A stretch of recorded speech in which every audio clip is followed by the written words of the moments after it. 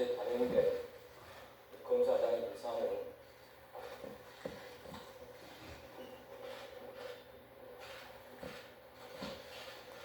제가 이에 대해서 좀 말씀드리지 않겠습니다. 이전 총장의 7초 침묵에 대한 의미를 직접 조사할 수는 없게 됐지만 특검은 끝까지 수사를 이어나가겠다는 계획입니다. 특검은 앞서 박성재 전 법무부 장관과 심우정 전 검찰총장 등 윗선에 대한 대대적 압수수색도 진행했습니다. 다만 수사가 얼마나 더 나아갈 수 있을지는 불투명합니다. 변호인 일정을 이유로 한 차례 소환에 불응한 김상수 전 서울중앙지검장이 두 번째 소환 청구에도 응하지 않을 가능성이 큰데다 물리적인 시간도 부족하기 때문입니다. 특검은 검찰로 사건을 넘기기 전 증거 기록을 정리하는 등 수사 기반을 다지는 데 집중할 걸로 보입니다. YTN 안동준입니다. 더불어민주당 김병기 원내대표가 이번엔 가족부의 공항 의전 논란에 휩싸였습니다. 전직 보좌진과의 갈등 속에 연일 새로운 의혹이 제기되는 건데 김 원내대표는 편의를 제공받지 않았다고 해명했습니다. 김다현 기자입니다. 지난 2023년 여름 민주당 김병기 원내대표 비서관과 대한항공 측이 주고받은 메시지입니다. 김 원내대표 며느리와 손주가 베트남을 간다며 항공권 사진과 함께 일반 탑승객보다 빨리 이동할 수 있는 패스트트랙 서비스를 문의합니다. 대한항공 관계자는 하노이 지점장에게 의전 서비스를 요청해놨다고 알립니다. 같은 해 11월 김 원내대표의 부인이 베트남으로 향할 때도 비슷한 취지의 대화가 오갔습니다. 항공사 측은 전담 창구와 고급 라운지 이용법을 공유하며 만약 직원이 제지하면 그룹장을 언급하라고 전합니다. 당시 김병기 원내대표는 대한항공을 피감기관으로 둔 국회 국토교통위원회 소속이었습니다. 관련한 보도가 나오자 김 원내대표는 즉각 SNS에 편의를 제공받지 않았다고 해명했습니다. 아침 회의 직후에도 따로 카메라 앞에 서서 당시 비서관이 선의로 항공사 측과 소통한 것 같다고 여유롭게 웃으며 설명했습니다.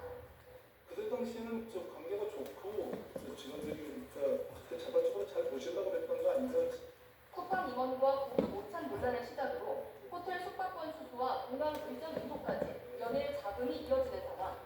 김 원내대표는 관계가 틀어진 과거 보좌 직원이 이대화 상황을 왜곡하고 있다며 청탁금지법 위반이 아니라는 취지로 반박했습니다. 혹시 의심을 받을까 해서 저만이 아니라 다른 의원님도 같이 확인을 했는데요. 그 34만 원 정도 이런 정도의 금액이었습니다. 국민의힘 한동훈 전 대표는 이해관계자가 공직자에게 잘 모시려고 부당한 이익을 주는 것이 바로 뇌물이라고 일침을 날렸고 당도 부적절하다고 공세 수위를 높였습니다. 이에 충돌의 소지가 부분에 대해서는 조금 더 공직자로서 처신을 다르게 하는 게 맞지 않는다. 이른바 친명 커뮤니티에서도 김 원내대표가 사퇴해야 한다는 날선 목소리가 커지고 있습니다. 김병기 원내대표는 해명과 사과로 논란을 넘어서려는 모습입니다. 하지만 집권 여당의 원내 사령탑과 피감기관의 뒷이야기가 계속 도마 위에 오르는 상황에서 책임론을 언제까지 피할 수 있을지 불투명합니다. YTN 김다현입니다. 다음 소식입니다. 어쩌면 내년 7월 1일에는 대전과 충남을 합친 대전-충남-특별시가 탄생할지도 모릅니다. 민주당은 내년 지방선거 때 통합시장을 뽑자며 로드맵을 제시했는데 일찌감치 관련 이슈를 주도했던 국민의힘은 속내가 복잡합니다. 김다현 기자입니다. 민주당은 대전 충남 통합을 논의하기 위한 당 차원의 첫 특별위원회 회의를 열고 서울 못지않은 특별시를 만들겠다고 포부를 밝혔습니다. 내년 1월에 특별법을 발의해 2월에 처리하고 6월 지방선거 때 통합단체장이 선출해 7월 1일 대전 충남 특별시를 출범시키겠다는 청사진도 내놨습니다. 서울과 제주도 수준의 자치권에 재정 분권까지 부여하겠다는 당근을 내놓으면서 이미 야당 주도로 지역에서 논의가 무르익은 만큼 더 기다릴 필요가 없다고 강조했습니다.